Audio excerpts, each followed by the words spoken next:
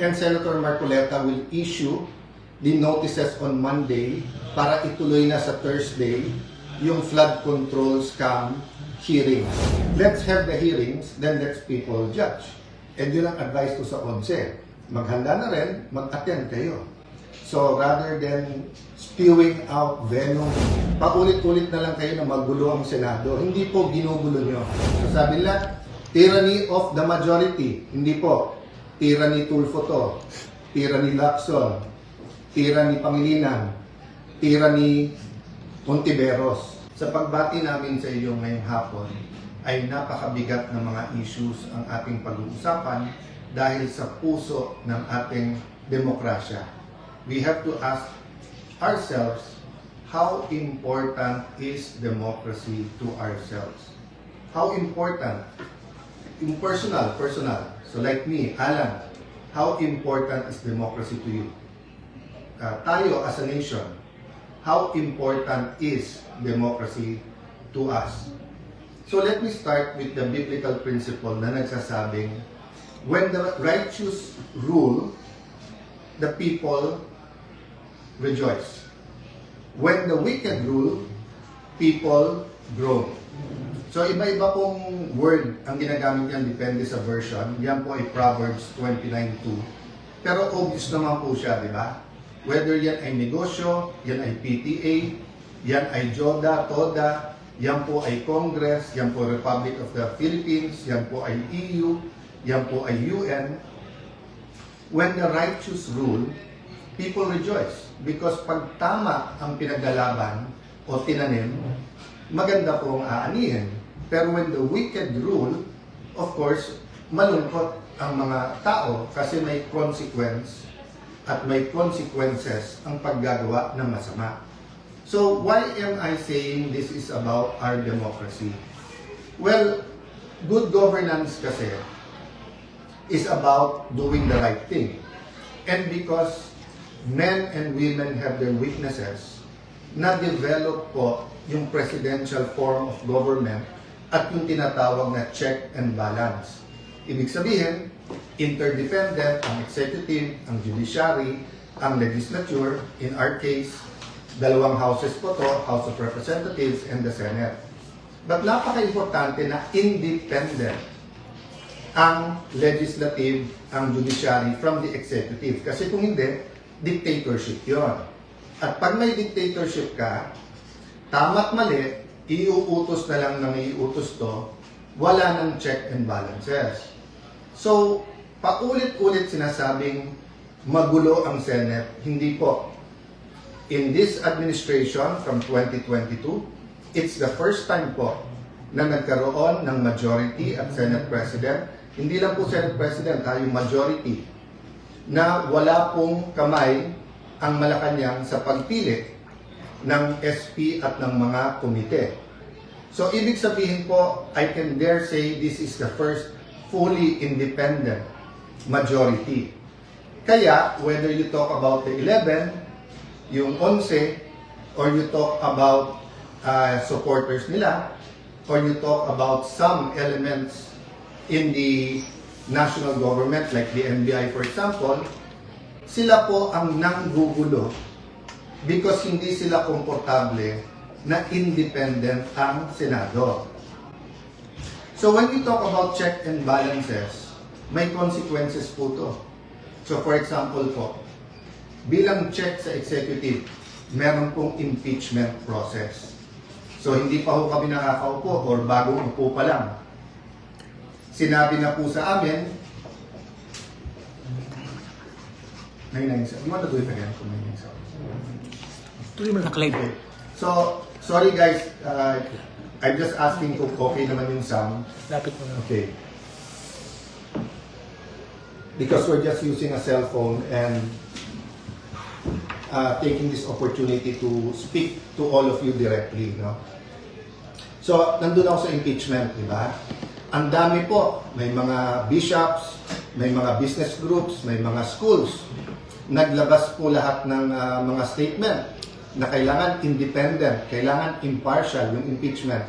Sabi, etong bagong majority, will do many things, will manipulate, will have machinations, whatever, para itigil yung impeachment. Pero nakita niyo po, napakaayos, walang naging problema. So, yun po ang sasabihin ko sa inyo. Impartial, ibig sabihin po, base sa ebidensya, tamang proseso. Ang problema po kasi sa ibang statement, na sa utak nila ay ang impartial convict na. O, ganun din sa kabila, yung sinasabing impartial ay acquit na. Wala pa nga home trial eh. So, hintayin natin ang trial at bantayan natin araw-araw. Pero nasaan po ang sense of truth? Doon po sa mga nag-issue ng statement na ngayon nakikita nilang tama ang pamamalakad at maganda at hindi issue po. Maganda po ang takbo tungo doon sa impeachment. Maganda ang schedule. Wala hong nag-statement na mali pala yung una nilang statement. Okay lang po yun. That's your right. Ang sinasabi ko lang po kung anong itatanim nyo, lalo po yung mga namumuno ng mga eskwelahan, binabantayan kayo, gagayahin kayo ng mga bata. So dapat, pag tayo gumawa ng statement with integrity, with truth. Ganon din po, yung events na nangyari po noong Tuesday. Let me clarify hindi pa namin pinagbobotohan yung amendment sa rule na papayag po sa teleconferencing or online na pagboboto. Wala pa ho kami doon. Ang pinagbobotohan pa lang ho, whether or not pag-uusapan ito. So, again, to the heart of democracy, is there anything wrong with talking about changing the rules? We're not proposing murder. We're not proposing abortion na mga per se mali na dapat hindi pag-usapan kasi ayon sa konstitusyon natin mali. Ang pinag-uusapan po natin kung sa mga panahon na ngayon, given the threat sa Senate, given the different attacks on the Senate, given the different attacks on individual members of the Senate, yung experience po namin nung minority pa kami kung paano pigilan na magbuo ng majority. Yung mga threats na tanggap namin. I'll go to that later. And in the next few days, option po ng ibang mga senador yon maglabas ng ebidensya sa mga pananakot na ginawa para hindi namin mabuo yung independent na Senado. What's my point po? Yung paulit-ulit po na sinabi ni Senator Kiko Pangilinan, paulit-ulit po na sinabi ni Senator Risa Tiveros, paulit-ulit po na sinabi ni Senator Lacson, at lalong-lalo na po na sinabi ni Senator Erwin Tulfo. Hindi lang po sa session hall, sa media, at hindi lang Tuesday, even the days after. They kept on saying, bakit walang debate? Bakit hindi nila pwedeng pag-usapan yung side nila? Wala pa nga ho tayo dun. Kung nakinig lang sila, kung sila po ay tinigil nila yung drama, even after the session, and instead tried to listen to each other, the motion was to take up the amendment. Ibig sabihin, is was sponsor pa to, and then ang bawat isa ay pwede magtanong, pwede pa nga mag-amend kung tingin nilang mali. So I won't dwell on that, but just to say that the starting point has to be the truth. And ang problema, if you're on their side, dun sa 11, na 11 po kayo, kasi po sinasabi nila, wala silang chance na magtanong, magpaliwanag. Wala pa nga ho dun meron chance. So sabi nila, tyranny of the majority. Hindi po. Tyranny Tulfo to. Tyranny Lacson. Tyranny Pangilinan. Tyranny Ontiveros. Kasi palakasan ng boses, imbis na we listen to one another. Senator Lacson, I respect, he stood up and says he disagrees with the rule. So yung debate is whether or not we can take up the amendment. Hindi pa natin pinag-usapan yung amendment. Alam niyo po, parang paso yan Pag nilagay mo yung seed sa isang paso, pwede mong kunin at ilipat. So, bantayan niyo po yung Senado. May tinatawag kaming change of referral. Halimbawa po, nalagay sa Committee on Public Order, tumayo yung chairman ng Committee on Justice the next day, sabi, mali ang referral doon. Kunin mo muna at ilipat dito. So, ganun po nangyari.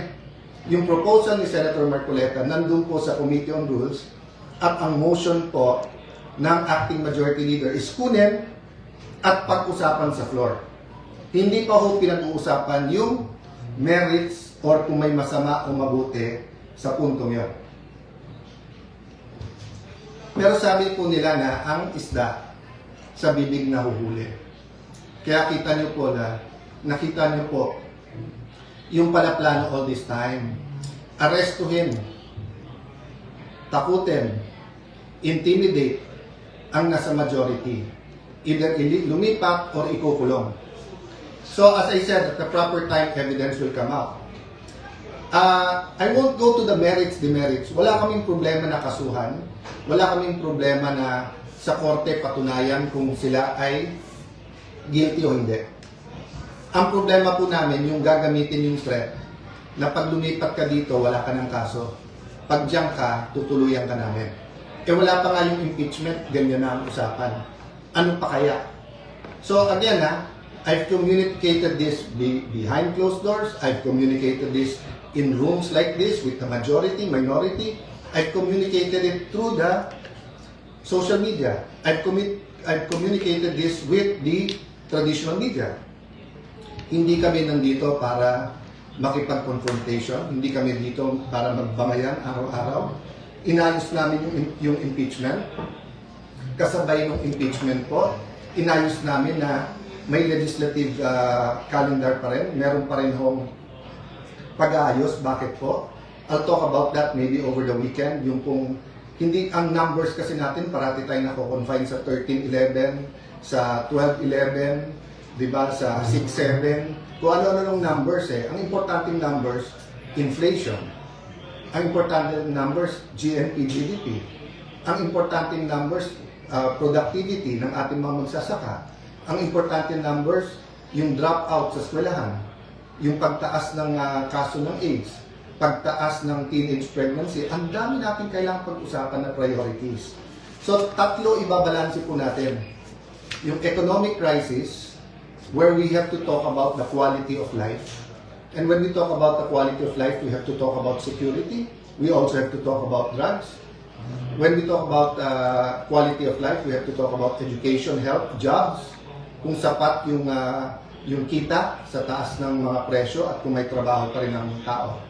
Yung second, yung impeachment, which will start in early July.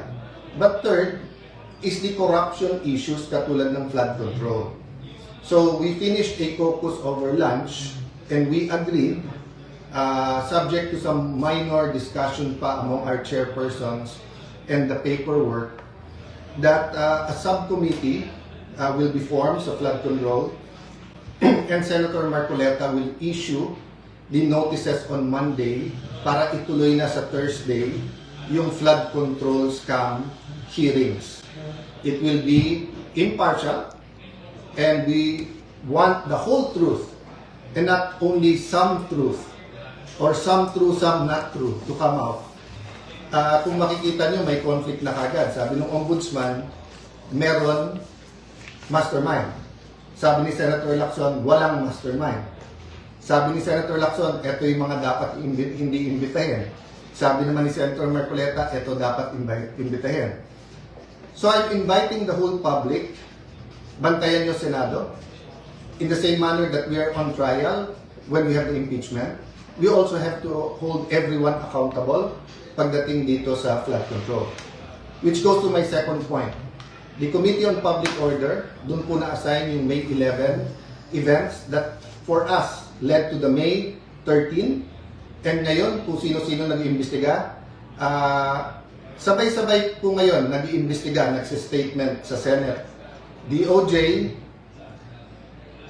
NBI, CIDG, may PNP, may CIDG, hiwalay pa sa spokesperson ng PNP, meron pang so Ombudsman, NBI, DOJ, PNP, CIDG, DILG. Agad-agad pumayag kami sa joint with the DILG at PNP, but at one point, sila na lang. Kami tahimik para independent.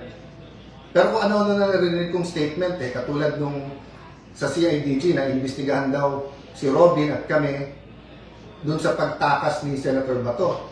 Mismong boss nyo na mismong DILG at PNP nagsabi na May 13, wala pa kayong hawak na warrant at pending pa sa Supreme Court kung pwede nga i-serve yung warrant. So, paano naging pagtakas yon at paano naging krimen na tulungan siyang makalabas? So, kung iimbestigahan nyo ang buong Senate at majority, kailangan yung imbestigahan ng Chief PNP at SILG. Kasi sila mismo nagsabi, wala namang warrant na isa-serve eh. So, you know, it's getting crazy. Paulit-ulit na lang kayo na magulo ang Senado. Hindi po ginugulo nyo. Let me backtrack ha. Nung natanggal po last year si Senator Cheese Escudero, lumabas yung anyone but cheese. Anyone but cheese. O, pumayag na si kanina, Senator Loren. Nung February po, iupo po namin si Senator Loren. Doon nagsimula yung mga pressure at doon po nag-impulsa na narinig namin na kasama sa deal yung mga kaso. O, sinabi anyone but Loren. O, pag-upo ko naman, anyone but Cayetano. To be fair, hindi ko narinig sa Malacanang yan. Narinig ko sa mga kasama natin sa 11. And so far, since May 11 to now, what have we done but try to talk about the bigger picture? To talk about crisis, to talk about values, to talk about God in government, to talk about unity. Bakit kayo takot na yung majority na to ay gawin namin ang aming trabaho? Wala naman kami tinatarget eh.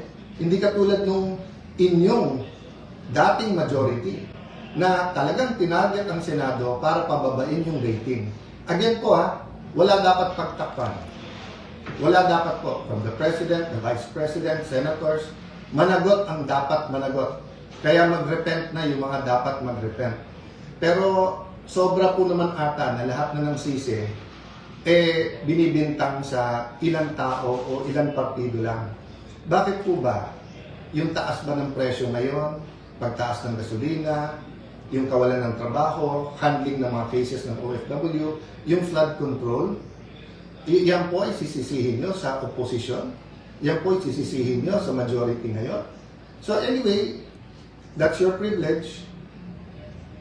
Let's have the hearings, then let's people judge. And yun ang advice ko sa 11. Maghanda na rin, mag-attend kayo. So rather than spewing out venom, calling us names, you know, yung basura kasing tinatapon nyo, babalik din sa inyo, di ba? So kita nyo, yung mga tinawag nyo na names before is now all over the internet. Rather than debating, the Tuesday night should not have ended that way. There's no need for the walkout. It would have taken us hours, baka nga Monday o Tuesday pa matapos ang debate sa daming gusto magsalita. Ang problema, you refuse to listen to us. So, let me talk about many more things. No? What are the important numbers? Why we have to think about our democracy? Why good governance is important? I'll talk about that sa weekend. No? But importante, tonight, matulog kayo na nalalaman, meron kayong gobyerno na hindi sunod-sunuran lang. Meron kayong Senado na lalaban. Meron kayong Senado na hahanapin ang katotohanan. May mga senador sa majority na handang makulong, ilaban lang yung kanilang prinsipyo na independent ang Senate. Tuloy-tuloy po ang intriga, kaya tuloy-tuloy din po ang pagmi-meeting namin. But our country is worth it. So if you ask me what can you do for us, pray for us. No? Pray that we stick together, that this majority will be given a chance. But pray then, di ba, na walang cover up kahit sino man. Di tayo pwedeng parang fraternity sa college na pag may rumble na, wala na akong pakialam kung sino tama at mali, basta kambihan na lang yung brad natin kasi rumble na. Hindi po. If we love God, if we love our country, if we love the Senate, hindi pwedeng blind ang ating pagsuporta sa kahit anong grupo. No? So say a prayer, and habang may oras pa, yung gumagamit ng reins of power, no? For their own purposes. You know, this kind of miscalculation. Sabihin nyo, may makukulong, may makakasuhan, we can make your life a living hell. You know, again and again in history, tignan nyo how it ends, di ba? So dapat po, you know, we work towards having the righteous rule. So does that mean palitan ng palitan? Hindi po. Pray for those who nakaupo. Kahit naman po yung apostles, di ba? Si Apostle Paul was killing Christians. Nagamit ni Lord. So ang dami-dami pong example kung saan ang tao na hindi righteous ay pwedeng maging righteous by simply repenting, asking God for revival, restoration, asking God na malinaw kung ano tama at mali. Let me end on a positive note. We're willing to work with the 11. Sila lang naman nagsasabi na this will not work unless tanggalin nyo si Cayetano. Kung ako lang problema, no problem. Ang problema, pangatlo na ako eh. Anyone but Escudero, anyone but Legarda, ngayon anyone but Cayetano. So sinong susunod? Basta't hindi sunod-sunuran sa inyo at sa agenda nyo, dinideny nila may agenda na palitan ng konstitusyon. But the reality is, in 2023, di ba, muntik na matuloy, it was it 23 and 22, 24, di ba, itutuloy na talaga yung PI eh. Di ba? So, hindi mamatay-matay yung mga issue na to because meron po talaga. So, yung corruption, we can change as a nation. But we have to expose and we have to punish the right people. Good afternoon. Have a good weekend, and whether tomorrow or Sunday, I'll talk about more details. Again, pray for the majority and abangan. And sana po yung mga witnesses, lakasan nyo po loob nyo rin. No? Sama-sama po. Basta ang kailangan lang, hindi pwede mag-witness yung magsisinungaling. Magsabi lang po parati ng totoo. God bless you po. Magandang hapon.